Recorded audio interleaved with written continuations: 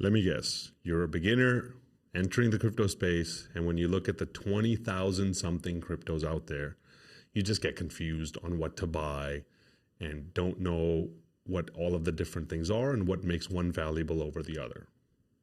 I know, I'm speaking your mind out loud. Well, today we're going to go through all the different sectors of crypto. We're going to break them down into their value models and explain to you how they're different and how to understand them in a very simple way. And if you don't know me, my name is Sim. I have been doing this for 11 years, where I've been simplifying the world of blockchain for people who have a hard time understanding what it means. I've done it with thousands of people successfully. I've helped companies go through this project, and I've even consulted for countries on how to understand the space and build regulations around it. So I know a little bit about a little bit. My experience in this also goes out to being an ambassador for the Global Blockchain Business Council. Please Google it. It's where all of the biggest institutions come together and actually determine how they're going to participate in crypto. So I actually hang out with the biggest institutions.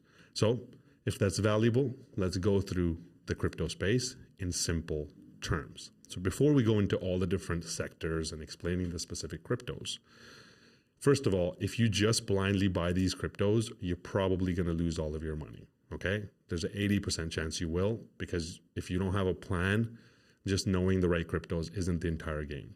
It's knowing how to play the game and having a written down plan that's going to make the difference. Secondly, this is not financial advice. You know the usual spiel. This is just me telling you how to understand these spaces. The final thing I want to say in that respect is that over 60% of cryptos out there today are legit scams. They're built to steal your money. They're worthless things that are so complicated that you don't understand them, and they're the shiny objects that you would chase and you would lose your money. Out of the 40% that are left, there's only about a quarter of those, so 10%, that are actually solid projects worth investing in. And out of those 10%, me personally, I only invest in 1% of that.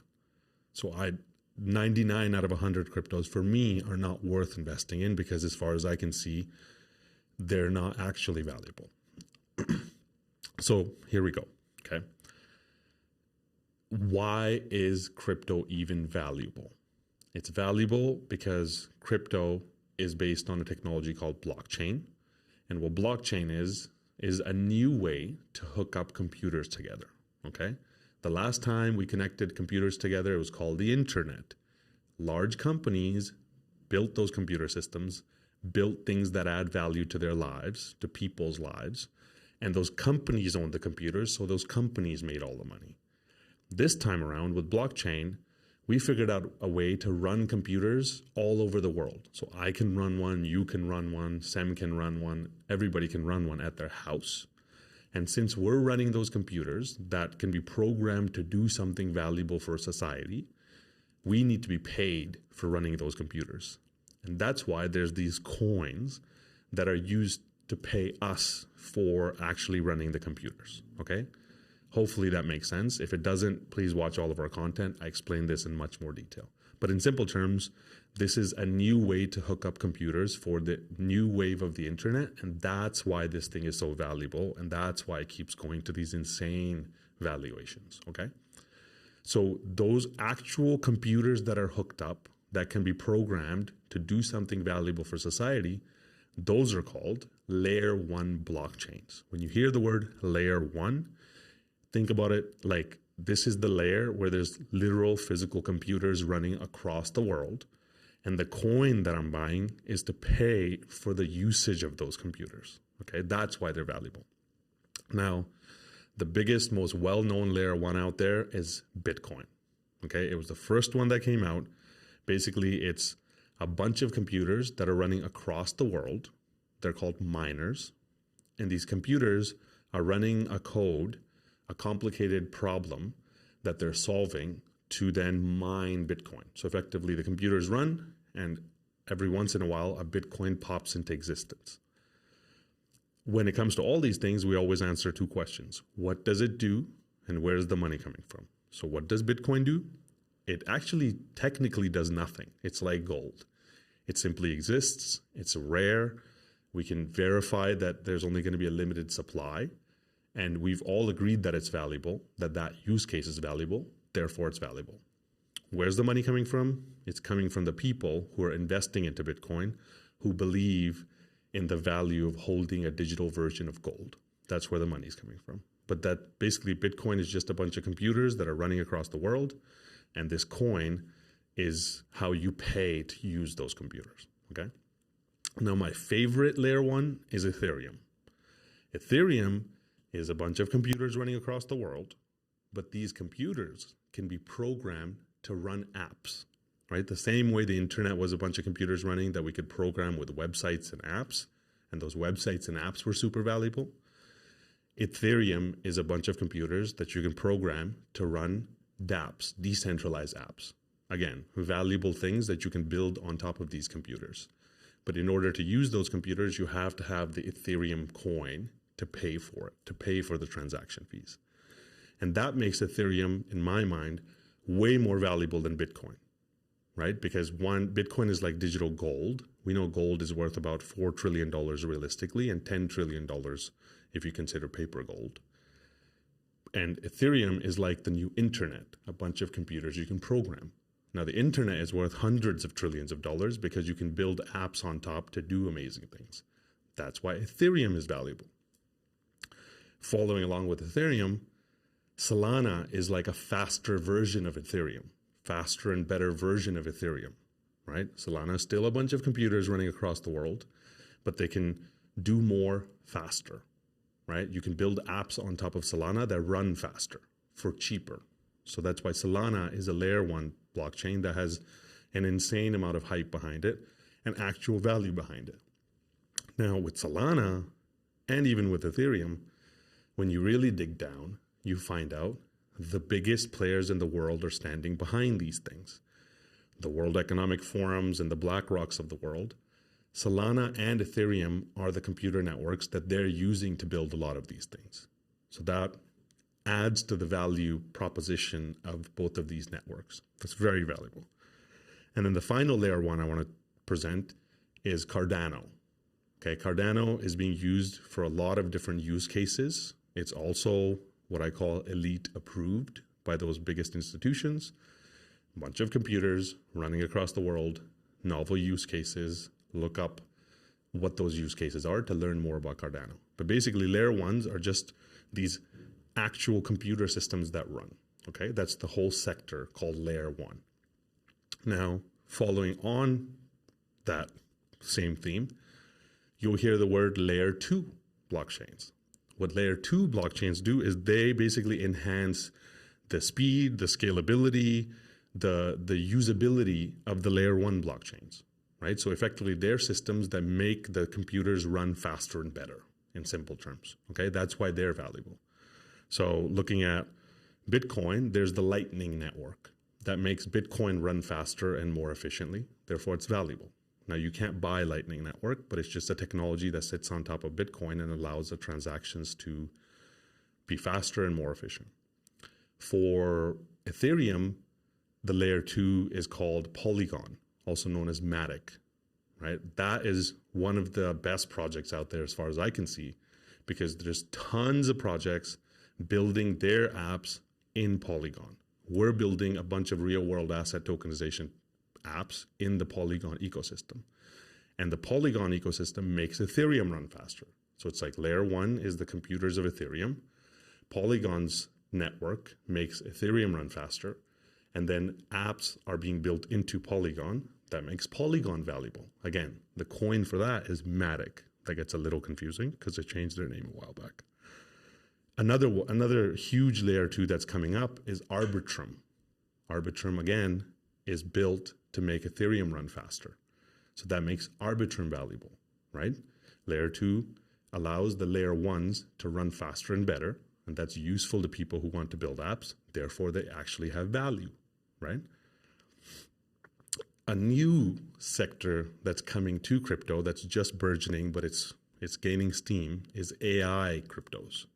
Because AI is going to be the next wave, for sure. It's already here, but in the crypto space, it's going to be one of the big waves in these next 3 years. cryptos that are used in the AI system are going to be really valuable, because if you have digital geniuses called artificial intelligence, they will need to do work and earn money. And for that, they will need digital mechanisms of value transfer. And that's what these cryptos are going to be.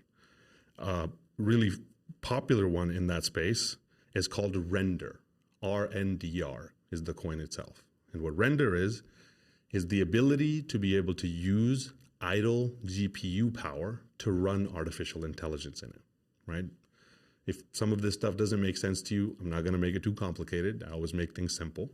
Basically, Render is the coin that could be used to rent the power of computers that's sitting around to be able to run artificial intelligence on top. So Render is going to benefit from this AI wave. Another one that seems to be pretty good is called Singularity Net. AGIX is their coin. Okay, it's a decentralized marketplace for AI services. That's going to be involved in the AI space. So as the AI hype takes off, that is probably going to benefit in that process. Another AI crypto is Fetch.ai. FET is their coin. Okay, that one combines blockchain and AI for autonomous economic agents. Again, this stuff is so new that I don't have it completely memorized, but that seems like one of the ones that's going to benefit from this AI wave. And that's going to do something valuable for society using AI, and the FET coin will probably benefit from that AI wave happening, right? Because in crypto, there's always these new hype cycles. Every time some new use case comes out and that new use case blows up and those coins do amazingly well. So in this next cycle, AI is probably going to be one of the big ones that shows up. Another huge sector that's burgeoning but is probably going to blow up in this next few years is the Metaverse world. Okay, and the metaverses are basically digital worlds that people can go inside and exist within, and that wave is going to be, it started in 2020, but this time around it's really going to take off because Apple is going to launch their headset in 2024. It's useful because people can experience new realities. A big one from the previous cycle is Mana, Decentraland. That's basically a world that people can go into and exist within and build within and gain value from. That one is probably going to benefit from this next metaverse wave. Now, obviously, at one point, there was 50-something people using it, and it was valued at billions of dollars, right? So make sure you invest with your own understanding, because a lot of times, just because they're part of the hype cycle wave doesn't mean they're actually valuable. But Mana is one of the biggest players in the space, so it's probably going to benefit in a significant way from the metaverse pump. The better alternative to Mana for me personally is Sand, S-A-N-D, the sandbox. That is a place where players can build, own, and monetize their gaming experiences, right? There's a bunch of games being built in Sandbox. I have a good relationship with the people. They are doing really well. So that's a metaverse play that's probably going to do really, really well in this next wave. Now, another one that's going to benefit from this metaverse pump is Render again, RNDR, because those GPUs are also useful in the metaverse space. So Render is going to benefit from the metaverse pump and from the AI pump. Does anybody know that for sure? No, this is just my opinion. But now you can start to understand, okay, if I want to just buy the computers themselves that run blockchain, then I buy layer ones. If I believe that the systems that make those computers more efficient are valuable, then I buy layer twos. If I believe that AI is going to do well in this next wave, my thesis is that AI is going to do well in this next wave, then I buy some AI stuff. If I believe that metaverse is going to do great, I buy some metaverse stuff, right? So it's your investment thesis that drives which sectors you're going to invest in. Naturally, from there, the next sector that I'd like to talk about is the gaming sector, the play-to-earn sector. We saw Axie Infinity do amazingly well last time because it was the first biggest game to actually launch in the play-to-earn space. It changed how countries worked. The Philippines literally made so much money that they had to create regulations around it. So that's basically just a game that people play and they gain value from playing the game. Therefore, the coin itself is valuable. This time around, Axie is probably going to benefit from this process. But I'll be honest, the game is a really shitty game. So if you're buying something valuable. Me personally, if I don't like the game, I wouldn't buy Axie. But Axie is a great example of a play-to-earn game that is still going to benefit from this next hype cycle wave where gaming blows up. A good one in the gaming space is Illuvium, ILV. That's a much better game that is built on the Ethereum blockchain that's actually probably going to do well in this next cycle. So gaming is a whole sector to watch out because there's 3 billion gamers in the world, and it's very valuable for them to game. And in this case, you can earn money while playing a game, which is doubly valuable. That's why gaming as a sector is going to be very hot going forward. A huge sector that came out last time that is going to really have legs this time is DeFi, Decentralized Finance, because we know all the money in the world sits within financial products. So decentralized finance is, borrowing, lending, all the traditional stuff that you do within the finance space brought to the decentralized world. So DeFi is going to be a big, big space. The leading player in that space is Uniswap, UNI, the coin. That's basically just a decentralized exchange to be able to exchange coins. That's very valuable. So Uniswap is going to do really well in this next wave. Aave, AAVE, is a platform, a lending platform that did really well in the last bull cycle and actually has proven its worth. So this time around, it's going to go through its next hype cycle wave and benefit from all this money flowing into DeFi. Compound is another one that is a lending platform effectively where you can stake your crypto and earn interest on it, right? That's going to be a great one that's going to benefit from this process. And there's one more that I haven't told anybody about that I'm working on right now with a bunch of amazing people from the lending space. It's called FU Capital. It hasn't launched yet, and I'm going to announce it to our community very soon, but this is the first time you're hearing about it. It's effectively a lending platform that is backed by real-world loans in developing markets. So that's taking the best of centralized finance and combining it with the best of decentralized finance. And it's a brand new project, so brand new projects always do the best at launch. So that's going to be one that's going to do great. I know because I'm building it. Another huge wave that's going to happen, a new sector that's being created, is the real-world asset tokenization sector. That's where you take real estate and real-world loans and nature, all the real assets that we have in the world, and tokenize them and turn them into tokens. So when the real business makes money, the token holders benefit from that process. That's going to be a massive wave that's coming because the biggest players in the world are focused on that, right? The World Bank just tokenized their bond, their Euro bond. Citi is tokenizing their stuff. BlackRock is starting to look at tokenizing their stuff and actually are starting to tokenize their stuff. Real world assets are being tokenized today.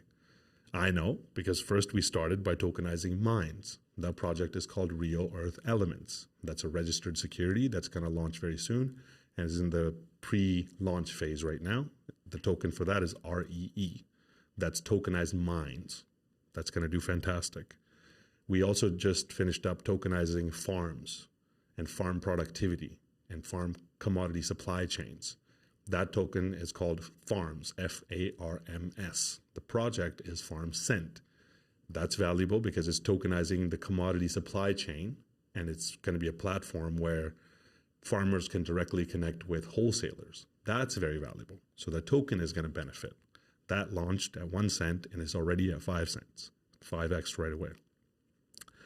And then FU Capital is another real-world asset tokenization project that I know is going to blow up going forward because it's tokenizing real-world loans. So it's very useful in developing countries for people to have access to loans.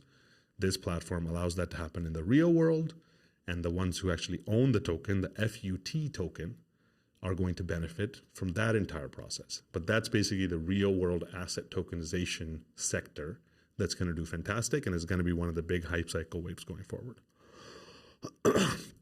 Another great sector that was introduced to us this 2020 bull run is NFTs, non-fungible tokens. And you probably were wondering why, photos of monkeys was so valuable because art was the first use case of it. This time around, we're going to see the real deployment of NFTs to take real world stuff and turn it into NFTs rather than just art, right? One of our sister projects is called 5 Harvest Zero. That's where we're taking farm productivity, literally plots of land, a farm, and turning it into an NFT. When somebody buys the NFT, that money goes to the farmers harvest, and then the profits from that harvest are paid back to the NFT holders. So now NFTs are going to start to be used for more than just art. They're going to start to be used to actually benefit in the real world. And all an NFT is the proof of ownership of something. It started with proof of ownership of art. Now, in this case, it could be proof of ownership of the rights to the profits of farm productivity. And if that just melted your brain, welcome to the world of NFTs. But another great project that's going to benefit from the NFT wave is Engine Coin, ENJ. It's basically an ability to create in-game assets, because you'd be surprised at how much money is spent buying stuff in games. Engine allows those assets to be turned into NFTs and also be able to transfer between games. So Engine, ENJ, is probably going to benefit in a big way in the NFT sector. Now, one sector that I don't like discussing, but I've had requests to discuss, and I'll discuss now, is the privacy coin sector, right? A lot of people, especially in crypto, came into the space thinking this is the way to gain all of your privacy back and hide your money from the regulators and from the governments. I think that is not a very smart thing to do, because regulations have changed in recent years to make it so that if you hide your money and then make a ton of money and try to put it into your bank account, the banks are asking, where did you make this money? Show us a paper trail of where you made the money. And if you use a privacy coin where there is no paper trail, that looks like money laundering. So that might be the reason why you get caught up in money laundering laws and your money gets taken or disappears. But privacy coins are something that a lot of people want to participate in. I'm against them. As much as I love privacy, I've seen too many people make a ton of money and then get stuck because they can't prove the verifiability of those coins. So those coins are like Monero. That's a big one that's been there for a long time. It's valuable to people because it allows people to transact value without anybody ever being able to trace how the money moved. That's great. If that's something you want to participate in, regulations are going to make it so that that coin is going to probably suffer. Now, is it going to pump in this next bull run? Probably, because privacy has become a big issue across the world, especially as governments have become more tyrannical. So XMR, Monero, is going to benefit. It's not something I like to participate in because I want to make my money in a way so I have no issues when it comes to regulations. Another one is Zcash, ZEC. That's a great privacy coin. It's being used in certain countries where governments have become tyrannical. Again, it's a great privacy coin. It's very useful. It's probably going to benefit, but you're taking the risk of hiding your money in a way that makes you look like you're doing something wrong. Okay, so those are a bunch of amazing sectors, right? Layer one, there's amazing coins in there to buy. Not just the ones I named. There's a lot more. Layer twos make layer ones better. That's valuable. And there's a lot being built on that. Thought that's a great sector to enter. AI is naturally going to be a sector. Gaming, metaverse, real world asset tokenization, NFTs, even privacy coins. All of these are huge sectors on their own with massive players in the space. The reason why I specifically mentioned a lot of these is because when you're looking at investing into coins, you have to look at the risk. If a coin has been there, like Bitcoin, for 13 years and it's gone through many cycles, the risk is much lower on it because it's been there and it's proven its value over the long term. And people have put billions of dollars into it, which means those people have done their due diligence to know that it's one of the right coins. There's coins that are brand new.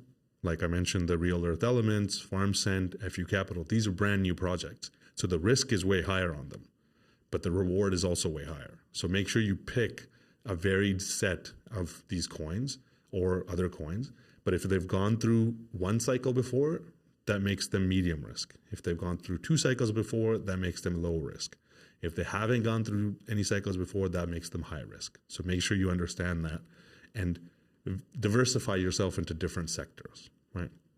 A lot of people will just go buy all of these, and that is not smart, because you end up buying too many coins and you don't understand what they do. You're just buying it because a guy on YouTube said it, which is not the thing to do. I'm telling you that 100 times. Make sure you do it because you understand what it is. Make sure you pick, I'd say 5 to 7 coins total in different sectors, and then focus on those and ignore all the rest of the stuff, okay? And then finally, data is a huge sector that is underappreciated, right? Because data is the new oil. So data is the lifeblood of this new technical world that we're moving into, and that's why it's valuable. The leader in that space for me is Chainlink, LINK, because Chainlink is called a data oracle. It takes real world data and feeds it into the blockchain world, which is insanely valuable because it's the pipeline the data moves through. So Chainlink is going to benefit in a massive way. Chainlink is also elite approved. I'm telling you this, the conversations that I'm privy to in the Global Blockchain Business Council and other circles, Chainlink is at the core of a lot of the new systems that are being built, and it's going to be one of the ones that is the backbone of the data systems of the future. And then Filecoin is another great one that's also elite approved, that is a decentralized way of storing files across the world. And storage of files is a huge issue that's going to be important in this data world. So that coin is probably going to do really well in this next cycle. So hopefully that added value. Again, please don't just blindly go out and buy these. This is just for information purposes. Which one you should buy, how much of which one you should buy, all of that comes out of a cohesive plan that you build for yourself. I help people do this day in and day out, and I've successfully helped thousands of people do this. So if you need help with that, reach out to us using the link below. If not, hopefully this added value. Do your own research, bon voyage, and get ready for one of the best times in crypto over the next 3 years. So thank you for listening this far. Don't subscribe. Just do your own research and take control of your destiny. And hopefully in a couple of years, we'll be laughing to the bank. Thank you for your time. See you next time.